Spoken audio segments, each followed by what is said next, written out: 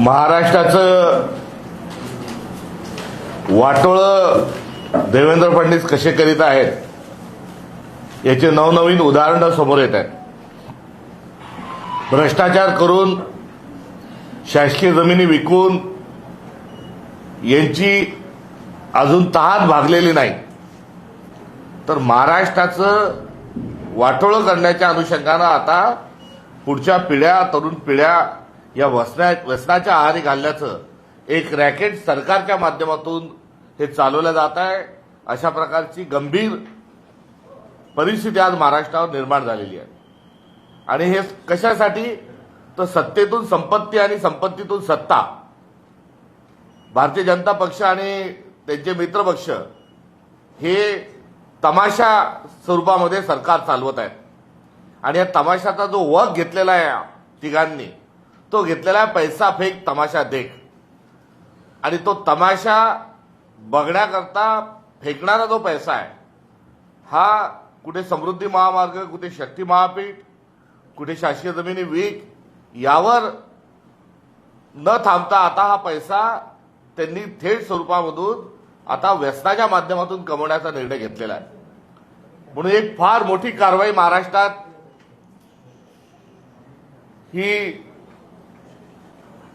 होण्याची गरज होती। मात्र या कारवाईच्या ऐवजी कुठे ना कुठे सावरासावर ही सुरू आहे। तसे सावरासावरीचं पहिलं प्रकरण नाही, याआधी सावरासावरीची एक मोठी परंपराच हे जोपासत आहेत। संतोष देशमुख हत्याकांडातला 1 वर्ष झालं, त्यावेळेस राजीनामा न देण्याची सावरासावरी त्या ठिकाणी सरकारने केली।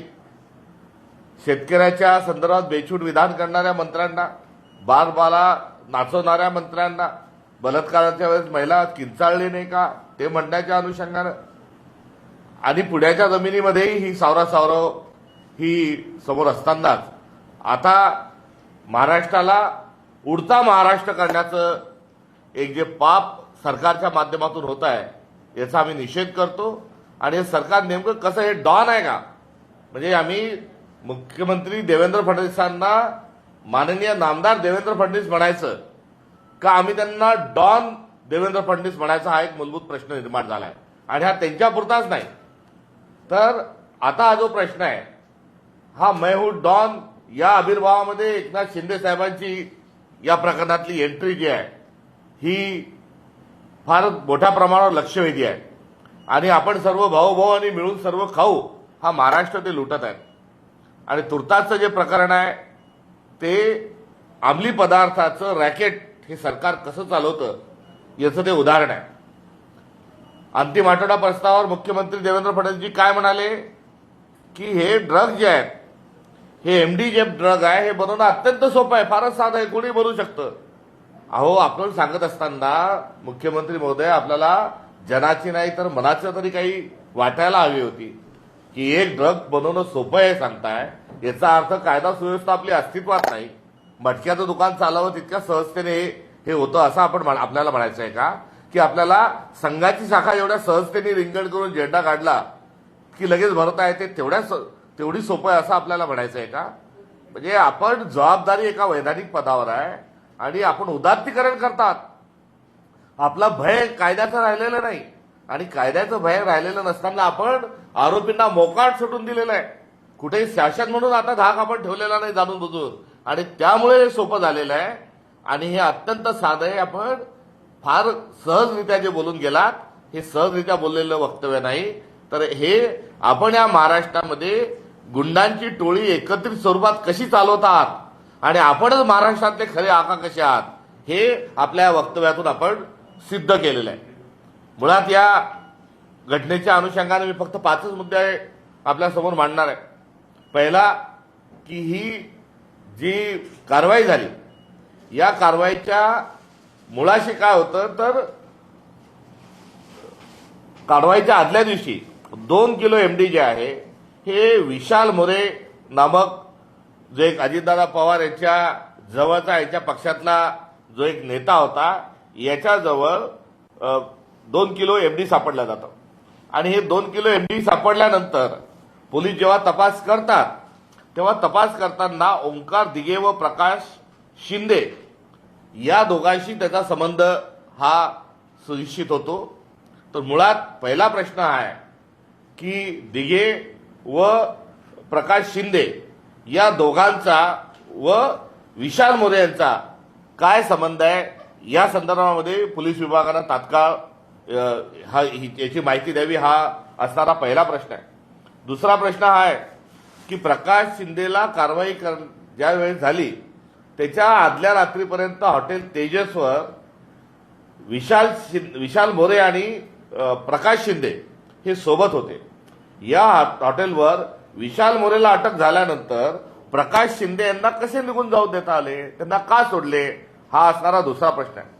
तर तिसरा प्रश्न जो आहे, ज्या ठिकाणी ज्याला गोठा म्हटल्या जाते, मात्र ते काही गोठा बिठा नाही, तो अडगळीचं एक ठिकाण होतं की जिथे पोहोचणं हे अवघड होईल. त्यामुळे आज गोठा म्हणून भासवण्याचा प्रयत्न करतो, वस्तुस्थिती ही तशी नाही. मात्र ज्या ठिकाणाहून ड्रग्ज पकडण्यात आले त्या निर्मितीचा जो कारखाना ज्या ठिकाणी चालवला जात होता त्याचे जे मालक आहेत, त्या जागेचे मालक जे आहेत ते ओंकार दिघे हे आहेत. आणि एकनाथ शिंदे यांच्या पक्षाचे जे नगरसेवक आहे प्रकाश शिंदे यांना ही जागा कशी दिघेंनी दिली, या संदर्भामध्ये आमचा प्रश्न असतानाच दिघे यांना ड्रग निर्मिती स्थळावर ताब्यात घेण्यात आले होते. मात्र दिघेंना ताब्यात घेतल्यावर त्यांना का सोडून देण्यात आले, कोणाच्या इशाऱ्यावर सोडून देण्यात आले, हा सोडून देण्याच्या अनुषंगानं दुसरी घटना आहे. ती चौथ्या मुद्द्याच्या प्रश्नाच्या अनुषंगाने आहे की एकूण जेव्हा कारवाई झाली तेव्हा 43 लोकांना पकडण्यात आलं आणि 43 पैकी 40 जणांना सोडून देण्यात आलं. आणि 40 जणांना सोडून देत असताना आणि दिघेंनाही सोडून देत असताना कोणाचा दबाव आला होता, पोलिसांना कोणी कॉल केला होता, उपमुख्यमंत्री एकनाथ शिंदेंनी केला होता का गृहमंत्री, मुख्यमंत्री, एकंदरीत महाराष्ट्राचे आका देवेंद्र फडणवीसांनी केला होता की ठाण्याचे खासदार एकनाथ शिंदेचे सुपुत्र यांनी फोन केला होता. कोणाच्या फोनमुळे, कोणाच्या दबावामुळे पोलिसांनी या 40 जणांना सोडलं आणि ताब्यात घेतलेल्या दिघेंनाही सोडलं, याचं उत्तर देखील हे पोलिसांनी कुठेतरी दिलं पाहिजे. आणि हे उत्तर देत असताना मुळात जो अजून एक फार मोठा जो प्रश्न आहे, कोणते वेगवेगळे कायदे आणण्याचा प्रयत्न होतो आणि ते आणत असताना आता SIR नावाचा देखील मतदार यादी तपासला जात आहे. कुठे बांगलादेशींना आपल्या देशातून बाहेर काढण्याची भाषाही बोलल्या जात आहे. आणि हे नुसते बोलायचा भात आणि बोलायची कडी, यांना कुठली कारवाई करायची नाही. मात्र एकीकडे बांगलादेशी जे आहेत आणि बांगलादेशातल्या आलेल्या लोकांना, बंगालमधून आलेल्या लोकांच्या संदर्भात आम्ही कारवाई करू म्हणणारे जे भारतीय जनता पक्ष आणि एकनाथ शिंदे यांचा जो पक्ष आहे, हा एरवी फार मोठ्याने भाषण करत असतो, याला मोठ्याने मुद्दे सांगत असतात. मात्र या कारखान्यामध्ये काम करणारा हा कामगार हा बांगलादेशी होता की बंगालमधून आलेला होता, हे सरकारने सांगितलं पाहिजे.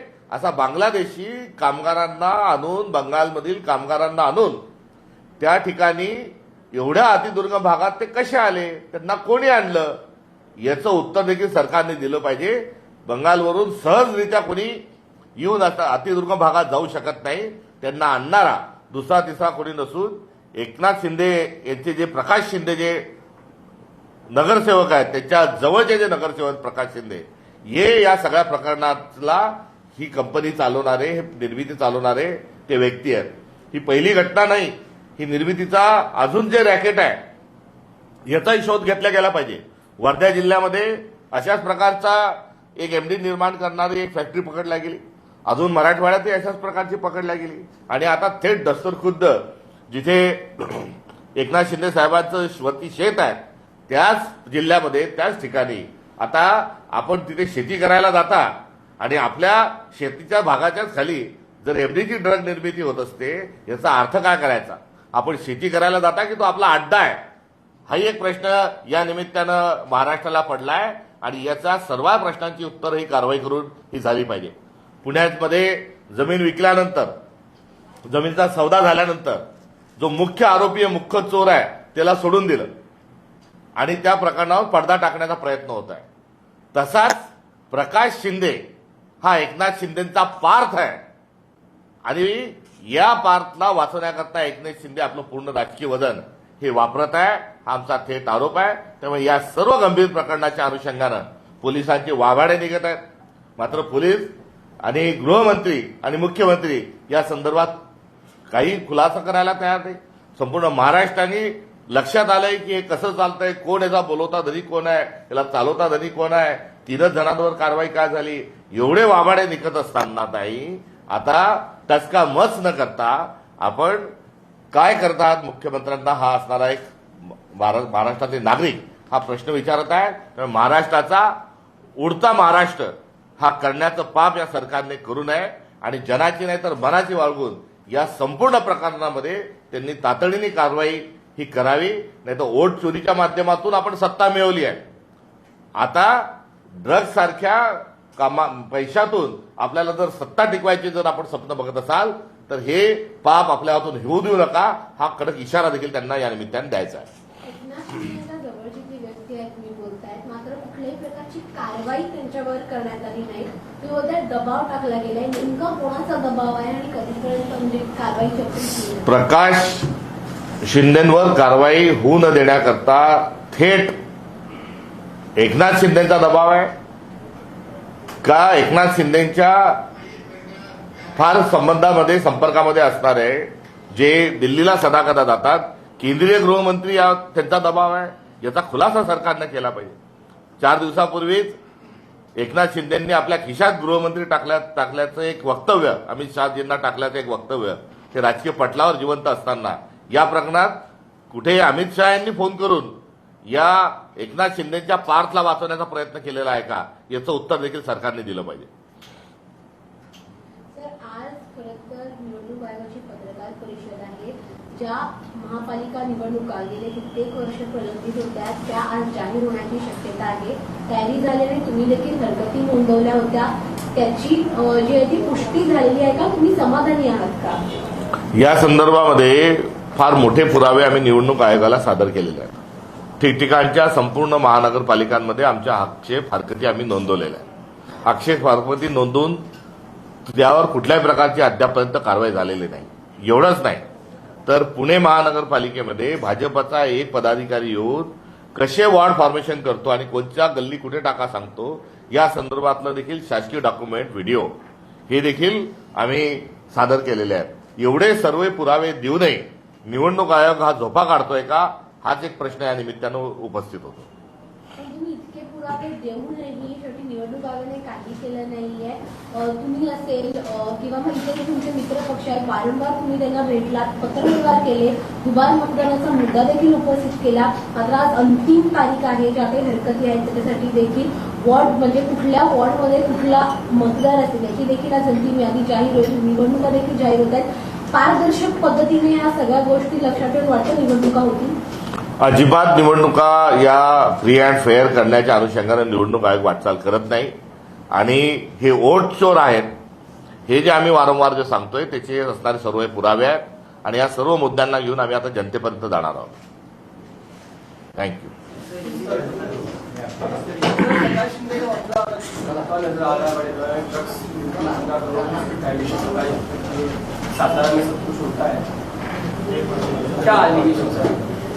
महाराष्ट्र को उड़ता महाराष्ट्र बनाने का एक काम मुख्यमंत्री देवेंद्र फडणवीस जी के द्वारा ये चल रहा है और ये प्रकाश शिंदे नामक जो व्यक्ति है वो डिप्टी सीएम एकनाथ शिंदे जी के काफी करीब का आदमी है और इनके ही माध्यम से सारा रैकेट चलाया जा रहा था. जो अति दुर्गम सातारा जिले के में जहां पर ये फैक्ट्री पाई गई है वो एकनाथ शिंदे जी की खेती के बिल्कुल अगल बगल में ही वो फैक्ट्री चल रही थी और वहां पर काम करने वाले लोग भी ये बंगाली और बांग्लादेशी लोग वहां पर थे, ऐसा भी हमें जानकारी मिली है. इतने दूर से लोग वहां कैसे आते हैं, उनको कौन लाता है, ये बात का जवाब सरकार ने देना चाहिए. और कुल 43 लोगों को अरेस्ट करने के बाद 40 लोगों को क्यों छोड़ दिया, इसका भी जवाब देना चाहिए. इसमें जो पुलिस प्रशासन पर जो दबाव है वो सीधे तौर पर एकनाथ शिंदे जी का दबाव है या मुख्यमंत्री देवेंद्र जी का फडणवीस जी का दबाव है या केंद्रीय मंत्री जो है एकनाथ अमित शाह जी का दबाव है. इसके बारे में भी सरकार ने उसका खुलासा ये करना चाहिए. कुल मिला के ये सारे प्रकरण को रफा दफा करने का प्रयास ये एकनाथ शिंदे और देवेंद्र फडणवीस के माध्यम से हो रहा है। सर, अभी थोड़ी देर में इलेक्शंस की अनाउंसमेंट होने वाली है। आपकी पार्टी बाकी ऑपोजिशन पार्टीज के साथ वोट चोरी का मुद्दा एक काफी जोरों से लेके आपने उठाया था। क्या आप सेटिस्फाइड हो जिस तरीके के आंसर्स आपको अब तक मिले हैं, क्योंकि अभी थोड़ी देर में अनाउंसमेंट हो जाएगा? बिल्कुल, ये हम कतई इस चीज के लिए सहमत नहीं है। हमने तमाम ऑब्जेक्शन सबूतों के साथ दिए हैं। इतना ही नहीं तो पुणे में वार्ड फॉर्मेशन करते समय भाजपा के एक नेता ने किस प्रकार से वहां पर रोकथाम की और किस प्रकार से वार्ड फॉर्मेशन करती है उसका भी सबूत दिया है। इसके बावजूद election commission free end fair election करने की दिशा में नहीं बढ़ रहा है और इन सारे तमाम मुद्दों को लेकर अब हम लोगों के पास जाएंगे। चुनाव चूंकि अब डिक्लेयर हो सकते हैं, ऐसे में आपने तय कर रखा है कि मुंबई में या महाराष्ट्र में अन्य जगहों पर भी 29 महानगर पालिकाएं हैं, आप अकेले ही जाने की सूरत में है, आप गठबंधन करना चाहते हैं किसी से? 288 नगर पालिका नगर पंचायतों के चुनाव हो चुके हैं। इन तमाम जगह पर हमने हमारे स्थानीय निकाय की जो स्थानीय संगठन है और स्थानीय नेतृत्व है उनको अलायंस के लिए हमने उनको इजाजत दी थी और उनके लेवल पर अलायंस होगा ये हमने पहले ही बताया था और उसी आधार पर उसी धरती पर हम ये भी चुनाव में अलायंस का पूरा अधिकार हम स्थानीय हमारा जो नेतृत्व है और संगठन है उनको दे रहे हैं। मुंबई का चुनाव बहुत ही अलग हो सकता है क्योंकि यहाँ पे यूपीटी और मन से साथ आने के लिए उनकी रणनीति तैयार हो चुकी है, लेकिन आप अलग ही रहने में अभी भी कायम हैं। स्थानीय नुकसान हो सकता है आपको नहीं लगता? नहीं, ये नुकसान और फायदे की इसमें कोई बात नहीं। पॉलिटिकल पार्टी का स्टैंड होता है और उस स्टैंड के तहत हम आगे जा रहे हैं। सर, आपके पार्टी के वरिष्ठ नेता पृथ्वीराज चौहान जी काफी दिनों से हिंट देते हुए आ रहे हैं कि दिल्ली में एक बहुत बड़ा सत्ता का चेंज हो सकता है। मराठी आदमी खासकर 19 दिसंबर को प्रधानमंत्री की शपथ ले सकता है, तो आपको कोई नॉलेज है इसके बारे में? पृथ्वीराज चौहान साहब एक बहुत ही सीरियस पॉलिटिशियन है, भ्रष्टाचार से परे और एक बुद्धिजीवी, ये भी एक उनका एक अस्तित्व है। ईमानदारी पूरा राजनीतिक जीवन में उन्होंने मूल्यों का पालन किया है और ऐसा व्यक्ति यदि कोई बात बताते हैं तो जरूर उनके पास कोई जानकारी होगी। वो यूं हवा में तीर चलाने वाले व्यक्तित्व के आदमी नहीं है। कैंपेन हम देख रहे हैं सुबह से महाराष्ट्र में जो पोस्टर्स मुंबई में खासकर नजर आ रहे हैं कि अगर मुंबई को बचाना है तो सब मराठी व्यक्तियों को, मराठी मानव को साथ लाना पड़ेगा, ये अस्तित्व की लड़ाई है। दरअसल ये कहीं ना कहीं वो उद्धव ठाकरे और उनके साथ आने की कहीं लाइन है और मराठी अस्मिता की बात इसमें हो रही है। आपने इसमें कहा मुंबई महाराष्ट्र में है और महाराष्ट्र और मुंबई दोनों एक है और इसमें महाराष्ट्र में जाहिर सी बात है कि यहाँ की जो मराठी भाषा है वो केवल भाषा नहीं, हमारी सभ्यता भी है और संस्कृति भी है और इसके संरक्षण संवर्धन के लिए सभी लोग तत्पर है। इसमें अपने आप में कोई किसी को इस प्रकार से बात करने की कोई आवश्यकता नहीं। और मुंबई को बचाने की बात कर रहे हैं, उनका कहीं ना कहीं ये उनका कहना है कि अगर मुंबई को जो बचाना है, मुंबई को बचाने की जहां तक बात है, मुंबई को भ्रष्टाचार से बचाने की बात है, क्योंकि 90,000 करोड़ रुपए फिक्स डिपॉजिट में जब इलेक्टेड जो जीत के आई हुई जो कमेटी थी वो थी तब इतना फिक्स डिपॉजिट था। पिछले 3.5-4 सालों में जब एडमिनिस्ट्रेटर था उस दरमियान ये सारे जो पैसे वो विड्रॉल कर लिए गए। इतना ही नहीं तो 1,500 करोड़ का कर्जा भी लेके उसको भी रफादावा भ्रष्टाचार उसका हो गया है। तो ये मुंबई में जो बारिश के समय की किल्लत है, रस्तों की जो स्थिति है, इससे बचाने की मुंबई को आवश्यकता है, ना कि अन्य कोई मुद्दे को। सतपाल साहब, बीते संसदीय इलेक्शन और विधानसभा इलेक्शन को देखते हुए आपको ऐसा नहीं लगता है कि कांग्रेस को मुंबई नगर सेवक पर अकेले लड़ना चाहिए, ताकि जो पिछले विधानसभा चुनाव में और संसदीय चुनाव में हम देख चुके हैं कि क्या है? नहीं, मैंने आपको पहले ही बता दिया कि कोई बोलता है कि नहीं लड़ना चाहिए, कोई आप बोल रहे हो लड़ना चाहिए, तो मगर इसका जो भी बहरहाल फैसला है वो फैसला स्थानीय हमारा जो संगठन है और स्थानीय नेतृत्व है वो करेगा।